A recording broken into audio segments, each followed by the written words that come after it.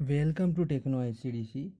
आज हम इस वीडियो में आपके लिए लेकर आए हैं ऑर्डर ऑफ रिएक्शन का पार्ट 1 जीरो ऑर्डर रिएक्शन। इस पे आज हम स्टडी करेंगे जीरो ऑर्डर रिएक्शन एवं जीरो ऑर्डर काइनेटिक्स की। इसके पहले हमने rate law, order of reaction, ये सारी चीज़ें पढ़ चुकी है। और केमिकल काइनेटिक्स का ये हमारा समथिंग तीसरा या चौथा वीडियो है। तो आपने यदि इसके पहले के वीडियो नहीं देखे हैं तो उन्हें देख लीजिए अच्छे से, तभी आपको ये वीडियो और अच्छे से समझ में आएगा। स्टार्ट करते हैं हम जीरो ऑर्डर रिएक्शन। तो जीरो ऑर्डर रिएक्शन पढ़ने से पहले हम जीरो ऑर्डर काइनेटिक्स पढ़ते हैं। कैसे काइनेटिक्स मीन्स कि ये जीरो ऑर्डर रिएक्शन बनता कैसे है, होता क्या है और इसके ग्राफ क्या है, इसका मैथमेटिकली टर्म क्या है। सबसे पहली चीज़ तो ये होता है, मतलब ऑर्डर को मैथमेटिकली कैसे सॉल्व कर सकते हैं, कैसे लिख सकते हैं, ये उसका जीरो ऑर्डर या ऑर्डर ऑफ काइनेटिक्स कहलाता है। तो हम देखते हैं, हमने यहाँ पे एक रिएक्शन लिखा है ऐसा। रिएक्शन हमारे पास लिखा हुआ है, ए एक रिएक्टेंट है जिससे क्या बन रहा है, प्रोडक्ट। क्या बन रहा है, प्रोडक्ट बन रहा है। तो आप देखेंगे इस फॉर्म में जितने भी रिएक्शंस होंगी, जैसे कि डायरेक्ट जिससे एक ही प्रोडक्ट से क्या बन सॉरी एक ही रिएक्टेंट से क्या बन जाता है, प्रोडक्ट बन जाता है। इस टाइप की 99% रिएक्शन क्या होती है, ज़ीरो ऑर्डर रिएक्शन। इस फॉर्म में लिखी हुई रिएक्शन होती है ज़ीरो ऑर्डर रिएक्शन। तो इनको पहचानने का सबसे पहले तरीका ये है। तो हम मान रहे हैं कि रिएक्शन हमारे पास ये दी हुई है कि ए रिएक्टेंट से क्या बन रहा है, प्रोडक्ट। तो हम इसका रेट लॉ लगा देते हैं इस पर, तो हो जाता है। इसको आर मानते हैं, रॉर ROR। तो ये क्या होता है, के ए की पावर ये ज़ीरो। ए की पावर ज़ीरो का मतलब यहाँ पे क्या है, ये ज़ीरो ऑर्डर रिएक्शन है। मीन्स यदि हम देखें तो यहाँ ए की पावर कितनी आएगी, इसमें ज़ीरो। हम कह सकते हैं एक्सपेरिमेंटली इसकी कंसंट्रेशन कितनी, ज़ीरो है। तो जब इसकी पावर ज़ीरो हो जाती है तो इसी को क्या बोलेंगे, जीरो ऑर्डर रिएक्शन के फॉर्म में इसको हम ऐसे लिख सकते हैं, ठीक है। जिसमें रेट ऑफ रिएक्शन रेट लो लगाया, जैसे के इंटू कंसनट्रेशन ए का क्या है, पावर ज़ीरो। तो ये हो गया हमारे पास इक्वेशन। हमने पढ़ा है कि अब आप देखें यदि किसी की पावर ज़ीरो होती है तो उसकी वैल्यू कितनी हो जाती है, वन हो जाती है। तो हम आगे और सॉल्व कर सकते हैं। इसकी पावर ज़ीरो है तो ये कितना हो गया, वन। तो इसको हम लिख देंगे कि, तो हमारी इक्वेशन ये बन जाती है। तो हम क्या कह सकते हैं, ग्राफ। पहला ग्राफ आप समझे बहुत अच्छे से, ग्राफ समझना बहुत ज़रूरी है। कभी कभी ग्राफ के फॉर्म में क्वेश्चन पूछ लेता है। ग्राफ किस किस के बीच में बनाएंगे हम ग्राफ, पहले बनाएंगे रेट और कंसंट्रेशन ऑफ ए के बीच में, और दूसरा ग्राफ बनेगा रेट और टाइम के बीच में। तो आप ध्यान से देखें, जीरो ऑर्डर रिएक्शन ना तो कंसंट्रेशन पे डिपेंड करती है और ना ही टाइम पे डिपेंड करती है। Zero order reaction, zero order की जो रिएक्शंस होती हैं उनका रेट ना तो किस में डिपेंड करता है, कंसंट्रेशन पे, ना ही टाइम पे। क्योंकि यहाँ पे इसका क्या बनता है, straight line equation, sorry straight line graph बनता है। क्योंकि यह टाइम कंसंट्रेशन पे डिपेंड नहीं करता, तो मतलब इसका कंसंट्रेशन यहाँ पे क्या हो जाता है, कांस्टेंट। क्योंकि इसकी वैल्यू कितनी होगी आप देखेंगे, वन।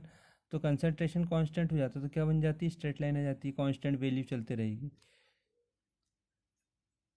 तो आप देख सकते हैं रेट ऑफ रिएक्शन किसकी, जीरो ऑर्डर की, किसके साथ चेंज नहीं होती, ना तो कंसंट्रेशन के साथ चेंज होती है ना ही टाइम के साथ। तो पहला ग्राफ आप याद रखें, rate of reaction of zero order reaction is linear form में होगा, लीनियर। क्योंकि ये किसके साथ चेंज नहीं होती, यदि चेंज होते रहती रेट ऑफ रिएक्शन तो इस टाइप का कुछ चेंजेस आते या ऐसा कुछ चेंजेस आता, बट यहाँ पे कोई चेंज नहीं हो रहा, कंसंट्रेशन के साथ वो कांस्टेंट बनी हुई।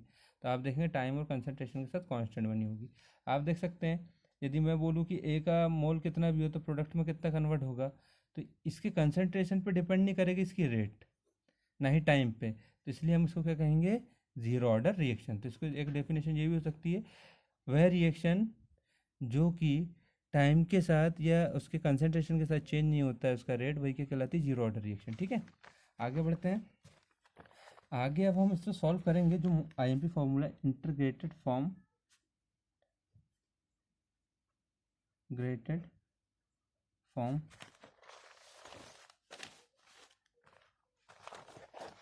फॉर्म ऑफ रेट लॉ, ध्यान से समझे इसको। Integrated form of rate law क्या है, ये नीट जेडब्ल्यू और जीएनटी के लिए भी काफ़ी इंपॉर्टेंट फैक्टर रखता है।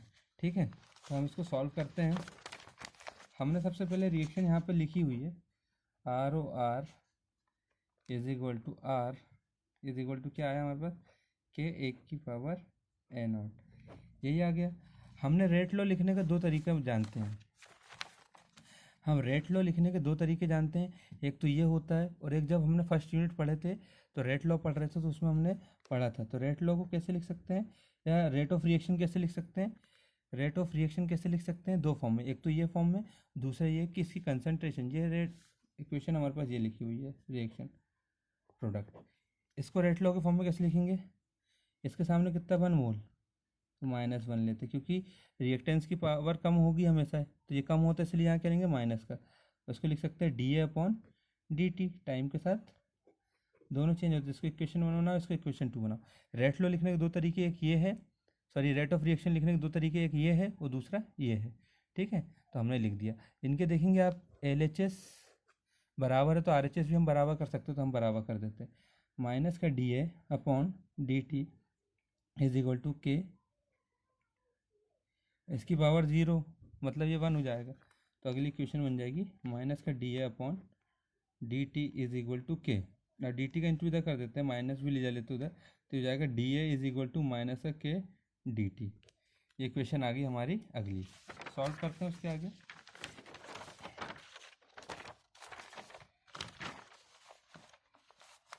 वहाँ पे लिखा क्या है, यहाँ पे देखेंगे dA is equal to minus का के dt। हमने क्या बोला अभी, कौन सा फॉर्म निकाल रहे हैं, इंटीग्रेटेड फॉर्म, तो दोनों क्या कर देंगे, इंटीग्रेशन कर देंगे, तो दोनों के सामने काय का साइन लगा देंगे, इंटीग्रेशन का। इंटीग्रेशन का साइन लगा दिए, तो अब ये साइन लगा दी तो हमको यही बताना पड़ेगा कि इसमें लिमिट कहाँ से कहाँ तक है, मतलब ए की लिमिट कहाँ से कहाँ तक है और टी की लिमिट कहाँ से कहाँ तक है। तो देख लेते हैं, व्हेन, जब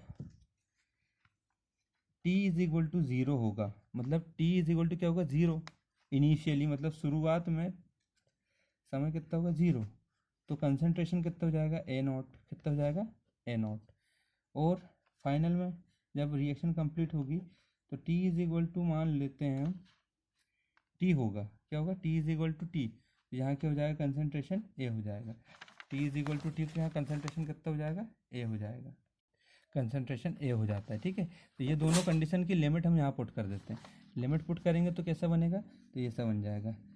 लोअर लिमिट कितनी है, देखो ए के लिए, ए वाली ए की लिमिट है इनिशियल से फाइनल dA माइनस के dt, उसका होगा तो के बाहर निकाल लेते हैं, और ये क्या t 0 से कितना तक, t तक। ए का डिफ्रेंशिएशन, सॉरी इंटीग्रेशन क्या होता है, ए होता है, क्या होता है, ए का इंटीग्रेशन होता है ए, और लिमिट यहाँ लिख देते हैं A0 E is equal to minus K, T का क्या होगा, टी का क्या होगा, तो इसका भी होगा क्या टी, जैसे ए का dA का ए होता है तो ऐसे dt का क्या होगा, टी होगा, 0 से t तक। लिमिट पुट कर देते हैं, upper limit minus lower limit is equal to minus K upper limit minus lower limit, इसकी अपर लिमिट कितनी है टी है, लोअर लिमिट कितनी 0 रख दी। यहाँ पे भी आप देखेंगे ए अपर लिमिट माइनस, तो यहाँ हो जाएगा, और ये हो जाएगा 0, तो यहाँ जाएगा माइनस के टी, क्या जाएगा माइनस के टी, और हम A0 को इधर ले लेंगे, इधर माइनस के इधर का हो जाएगा ये जाके प्लस का, तो ये हमारे पास इक्वेशन आ जाएगी माइनस के टी।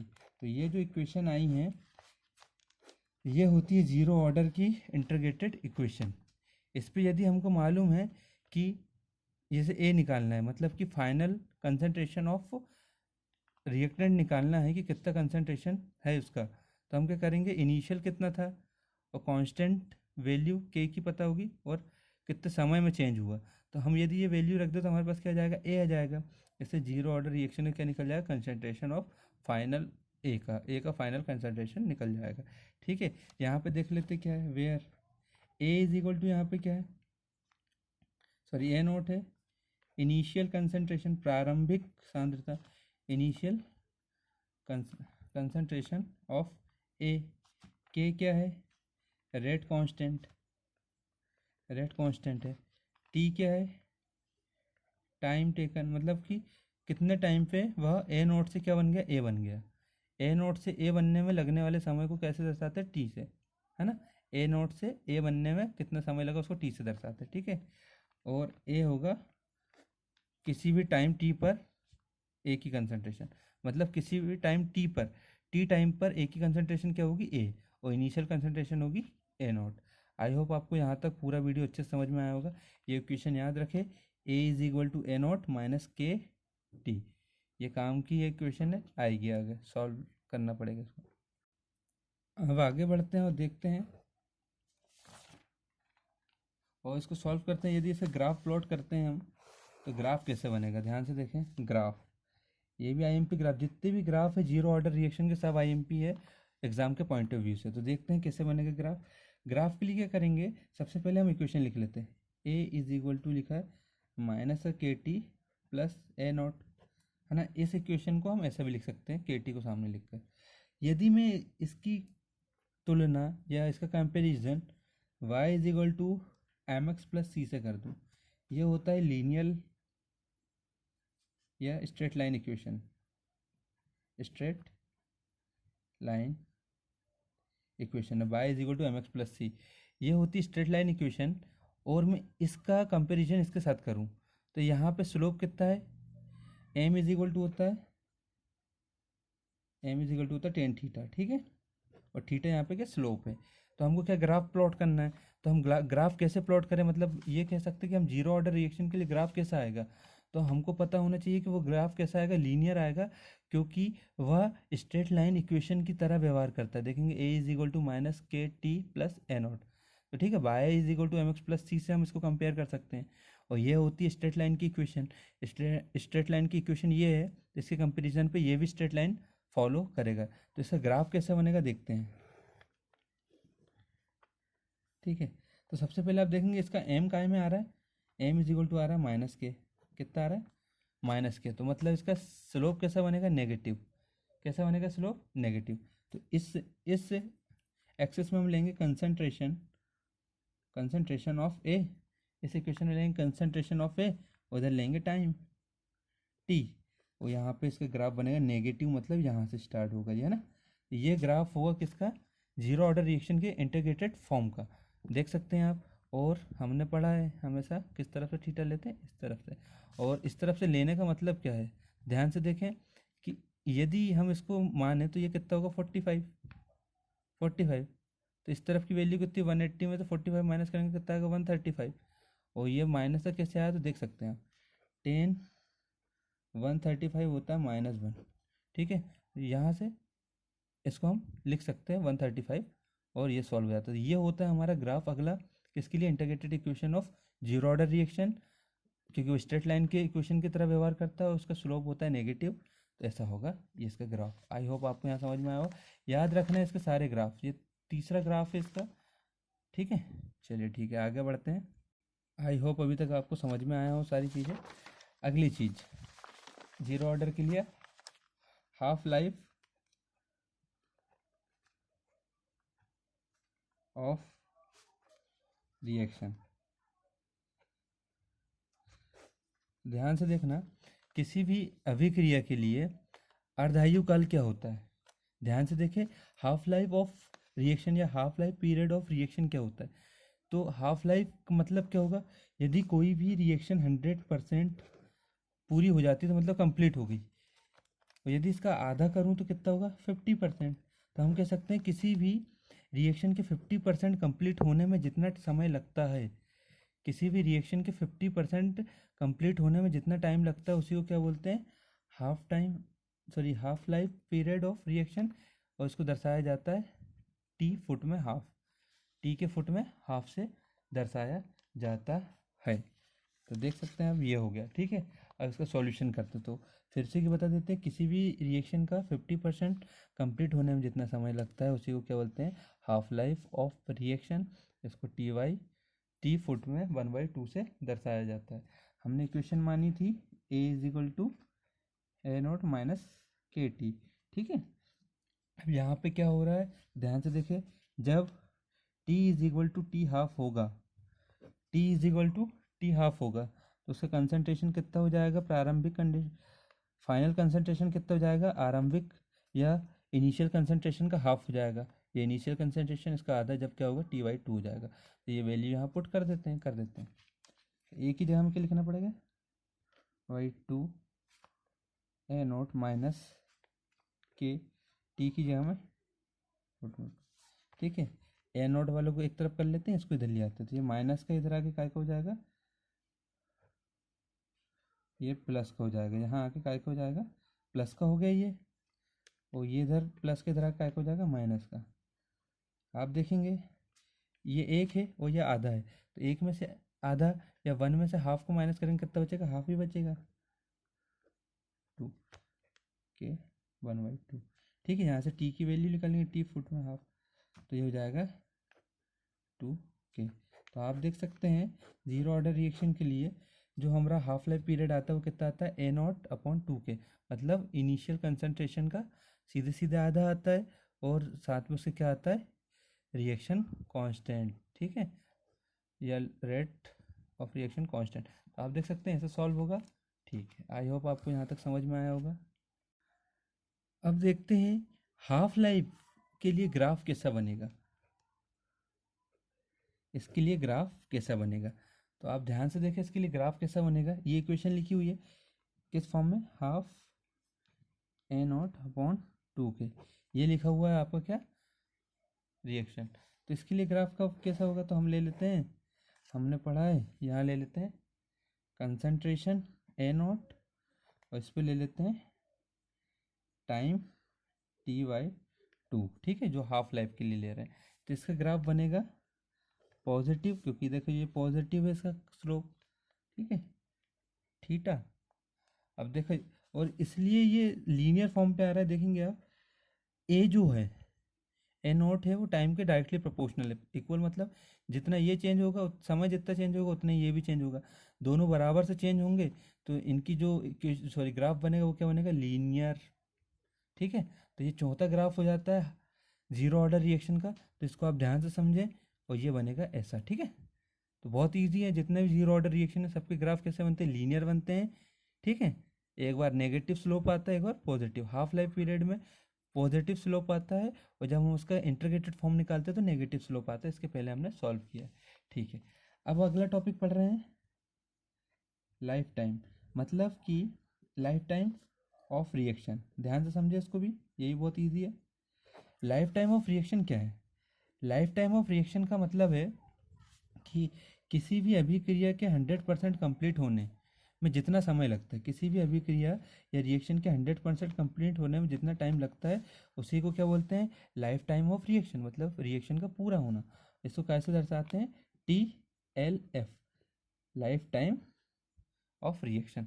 तो TLF मतलब होगा लाइफ टाइम ऑफ रिएक्शन, और T हाफ फुट में हाफ होगा क्या, हाफ लाइफ ऑफ रिएक्शन, ठीक है। इसको सॉल्व करते हैं, इसको क्या सॉल्व करेंगे, तो हम देखते हैं इसको वैसे सॉल्व करेंगे, जब T=TLF हो जाएगा, तो A आप बताएं, यदि हमारे पास रिएक्शन ये लिखी है, इसका प्रोडक्ट बना, जब रिएक्शन 100% कंप्लीट हो गई तो ये कितना बचा, ए का कंसंट्रेशन कितना बचा, जब रिएक्शन कंप्लीट होना मतलब जितना भी ये था पूरा क्या बन गया, प्रोडक्ट बन गया, तो यहाँ क्या बचा, 0।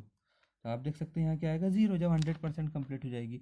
अब हम इसके लिए इक्वेशन लिखेंगे, तो हमने पढ़ा है A=A0 माइनस KT, इसकी वैल्यू कितनी, 0, तो हो जाएगा A=- N KT, इसको इधर लाएंगे तो प्लस का हो जाएगा, तो हो जाएगा A=KT, क्या हो जाएगा, KT।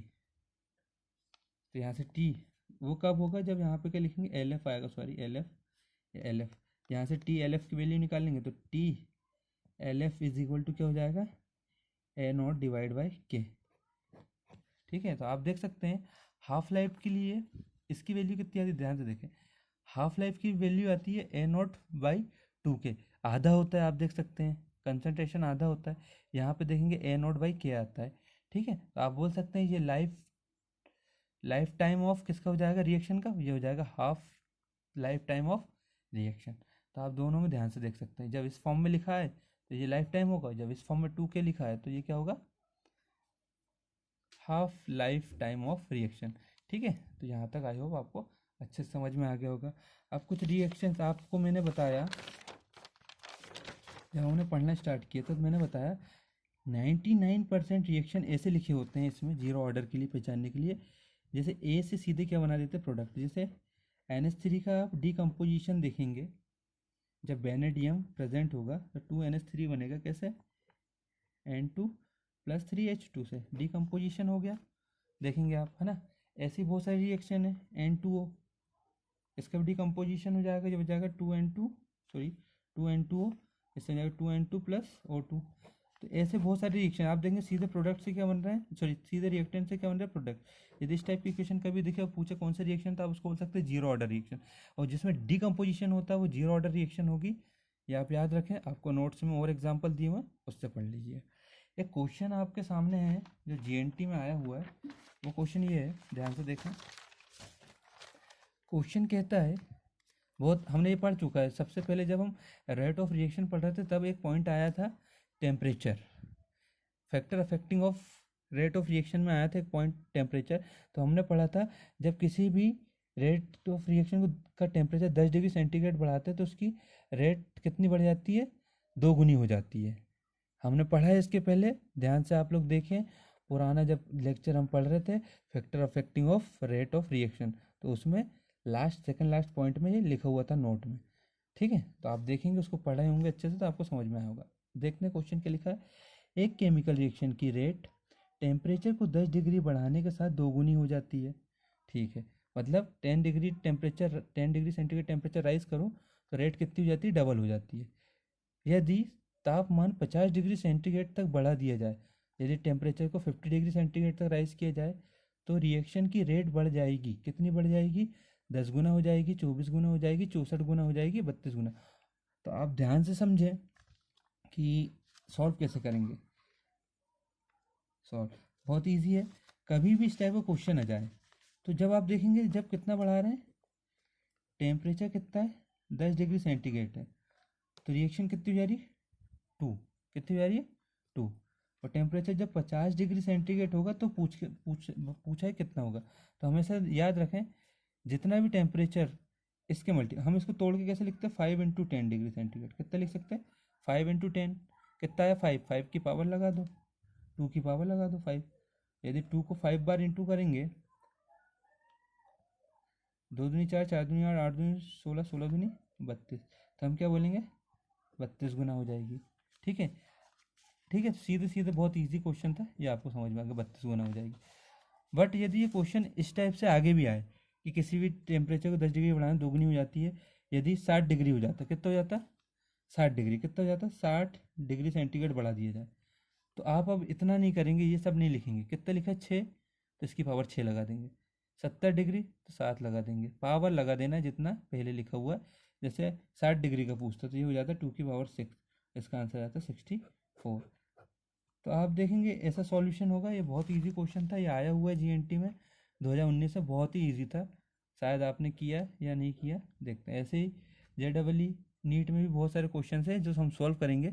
और कल हम फर्स्ट ऑर्डर रिएक्शन पढ़ेंगे, जिसके मैक्सिमम हर सेट में, GNT के हर सेट में 2 से 3 क्वेश्चन आपको मिलेंगे यदि आपने पेपर अच्छे से देखा होगा। तो ये जितना भी आज समझाया गया इसको बहुत अच्छे से पढ़ लीजिए। वीडियो समझ में आया नहीं आया हमें कमेंट करके बताइए, अच्छा लगा कि नहीं लगा कमेंट करके बताइए। और यदि कहीं भी डिफ़िकल्टीज लगती है तो कमेंट करके आप हमसे पूछ सकते हैं। और दूसरी चीज़, नोट्स आपको दे दिए गए हैं ग्रुप में, और जिस किसी को भी नोट्स चाहिए वो व्हाट्सएप पर हमें मैसेज कर सकता है, तो नोट्स उसको मिल जाएंगे। और पढ़ते रहिए, ऐसे न्यूमेरिकल्स बहुत सारे हम सॉल्व करेंगे। ठीक है, आप एक क्वेश्चन लिखें, उस पर यदि रेट इतना है, यदि वो 80 डिग्री सेंटीग्रेड हो जाए, कितना हो जाए, 80 डिग्री सेंटीग्रेड तक बढ़ाया जाए, तो इसका आंसर हमें निकाल के बताइए कितना हो, कमेंट करके बताइए कितना आंसर आएगा। आई होप आपको वीडियो अच्छी लगी होगी और सारी चीज़ समझ में आई होगी। यदि वीडियो अच्छी लगी है तो हमारे वीडियो को लाइक शेयर कमेंट करिए और हमारे चैनल को सब्सक्राइब कर लीजिए, जिससे आपको और अच्छे अच्छे वीडियो के नोटिफिकेशन मिलते रहे। थैंक यू वेरी मच, पढ़ते रहिए।